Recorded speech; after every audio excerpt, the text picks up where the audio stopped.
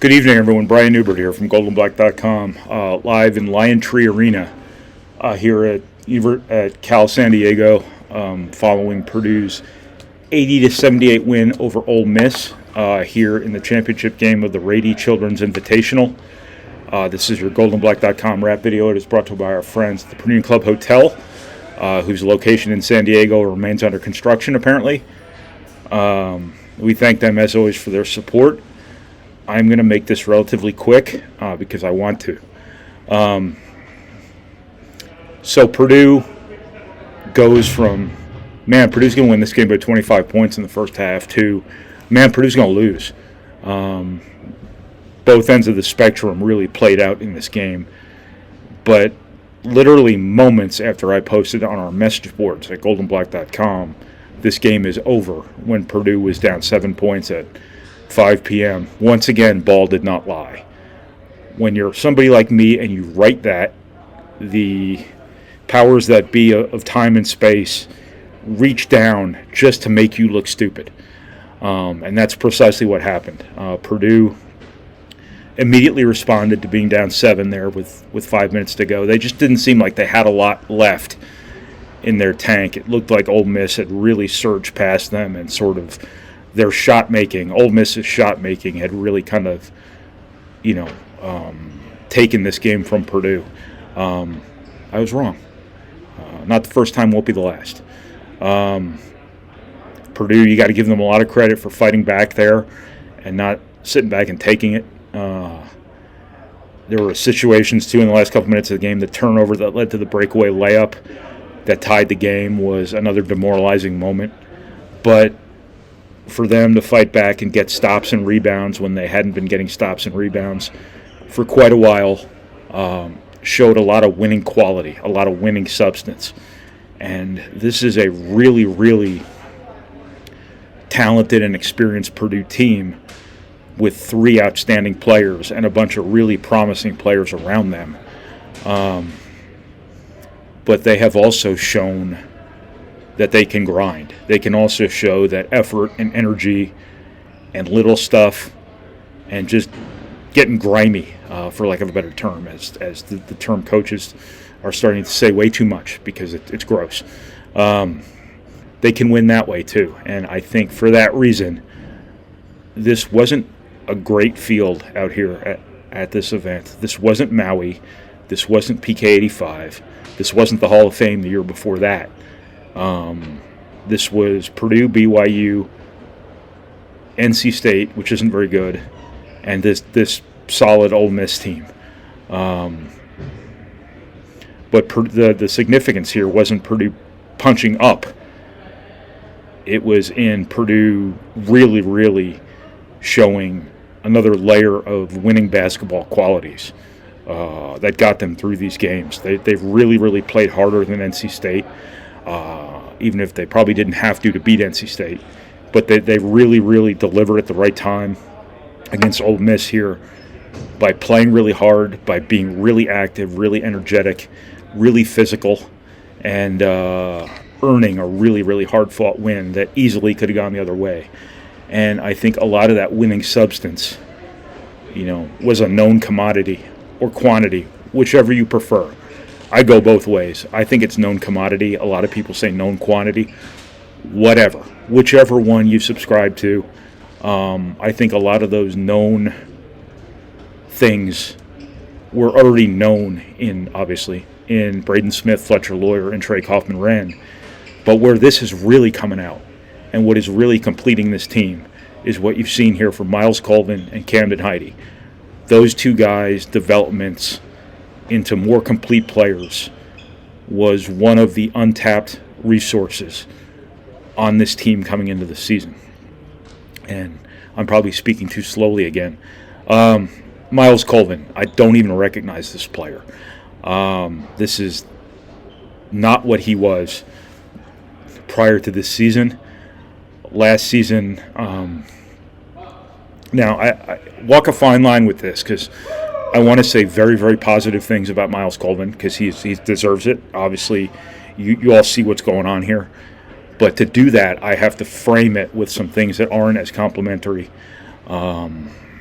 And I wonder last year on that last possession if he wouldn't have just been standing in the corner waiting for the ball to find him for a three. In high school, his freshman year at Purdue, his AAU career, he was not this rebounder. He was not this energy guy. He was not this defender, certainly. And he has grown into that stuff at Purdue, and he's making a huge difference for this team. And I think, once again, this is maybe the story of the season, or at least one of the two or three thus far, his development into something way more than probably Purdue ever figured he could right away. He deserves all the credit in the world. Camden-Heide is right there, too. I mean, he's rebounding, he's playing hard. That he's scoring is just part of the value. Whereas, last year, when these two guys weren't dunking or making threes, I shouldn't say that. Camden-Heide gave you some multi-positional defensive value. But when those two guys weren't making mixtapes with their athleticism and things like that, there were some deficits there. Both of these guys have really grown into really, really complete players, and that is why Purdue has a chance to be great this season. If these two guys keep it up. Scoring is only part of the equation. Scoring is a role, and there are a lot of roles players can fill. And right now, Colvin and Camden-Heide are filling a bunch of roles. Miles Colvin is rebounding with more of an engagement than I've ever seen him before. Camden-Heide is doing the same thing. And when you are athletic and big and strong, like those two guys are, athleticism doesn't matter as much when it's not propelled by energy and effort. That's when athleticism really matters. So the way those guys are rebounding, the way they're active on the offensive glass, the way they're running the floor in transition, that is the best case scenario for both of these guys that has unfolded here to start their sophomore years. Cannot give them enough credit for what they have done to take this team from being what was already a really good team to potentially being something more here. So all the credit in the world goes to them. Miles Colvin's putback is the play of the season so far. Probably. I'd have to go back to the Alabama game and really audit everything that happened in that game. But this literally won you the game. So it's hard to imagine there was anything bigger that happened against Alabama. The other part of this trip to San Diego was this full-blown eruption from Trey Kaufman-Renn into a player who right now is not that far off. And I have to be very careful to not overstate this.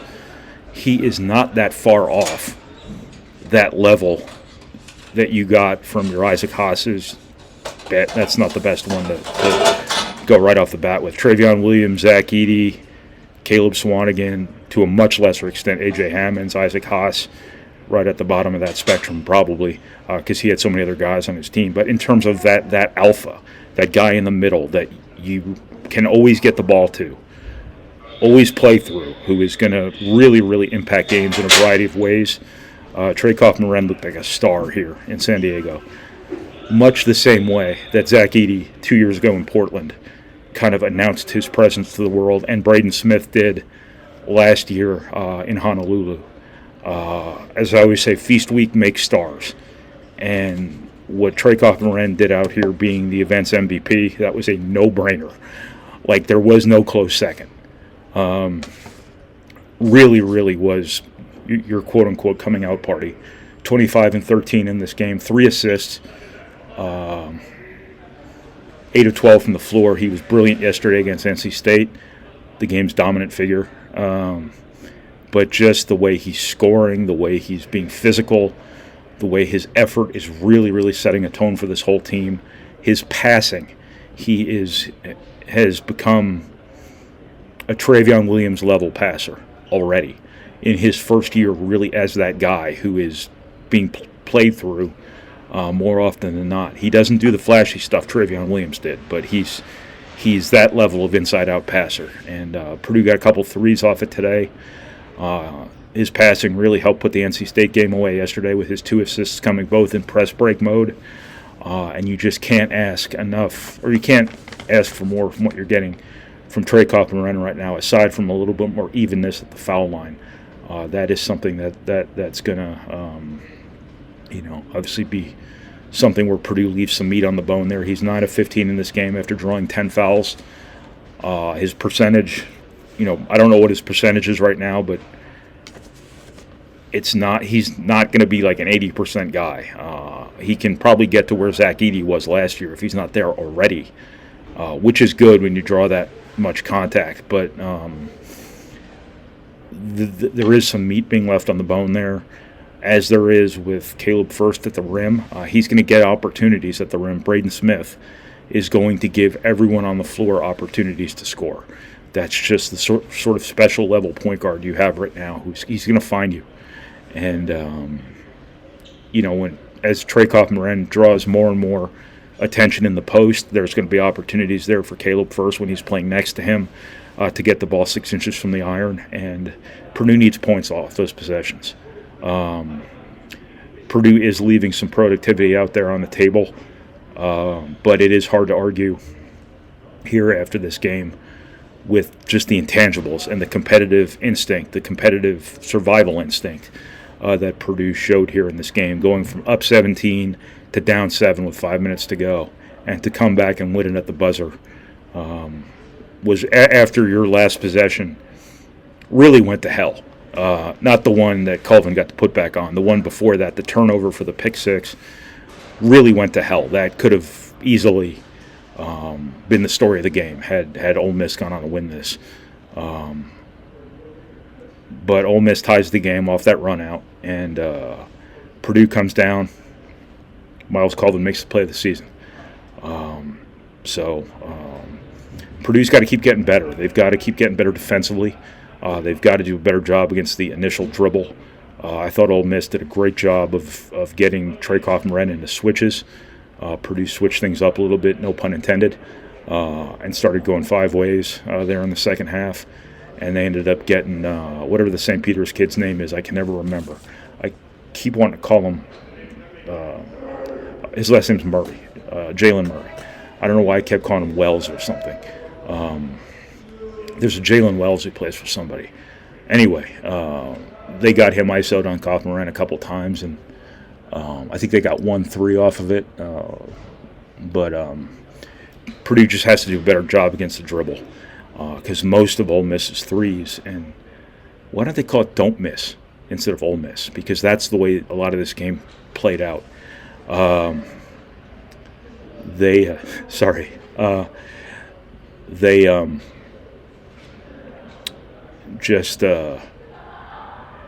This was an uncommon shooting game for Ole Miss, but Purdue contributed to that because almost all of it was inside out. It was all off the dribble, or it was all getting the ball in the paint and spraying the ball back out. A lot of that was their ball screen stuff, where they had a trailer lifting as the ball went downhill and nobody was going with the trailer. I'll have to go back and watch it. When coaches say that, I have to watch the film. Don't criticize them, because they really do have to watch the film. People like me do too, because what we think we see real time and what actually happened are often two very different things. Part of the charm of these videos is just me saying whatever the hell comes to mind and just publishing it, no questions asked. So next time somebody says I have to watch the tape, go easy, because that is legit. Anyway, Purdue gave up a lot of open threes. To Ole Miss's credit, they made them. And as I said before, it's kind of ironic to call it Ole Miss when, for most, well, I guess it's not ironic. Again, I'm just talking here. So, hey, look, that's what I got. This was a really good win for Purdue.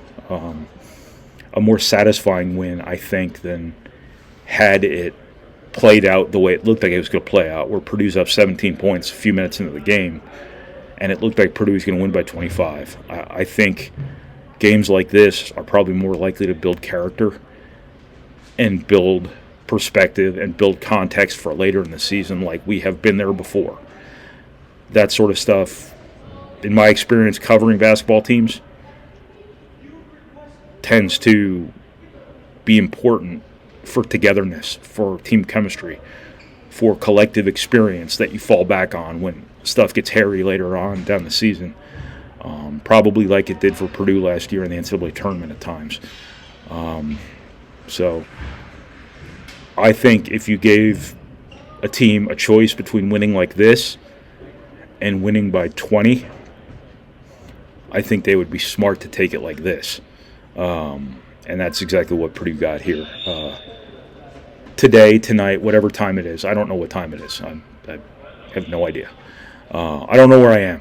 I've been calling this San Diego, but I think I'm technically in La Jolla, which I used to think was La Jolla.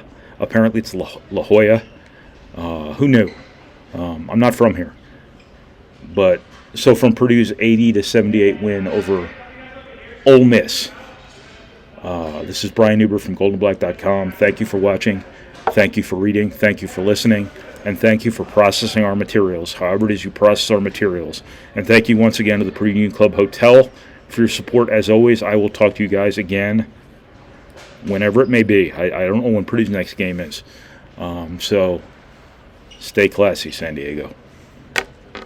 I could have gone the other way with that too, but I didn't want to start bar fights the way they did in the movie.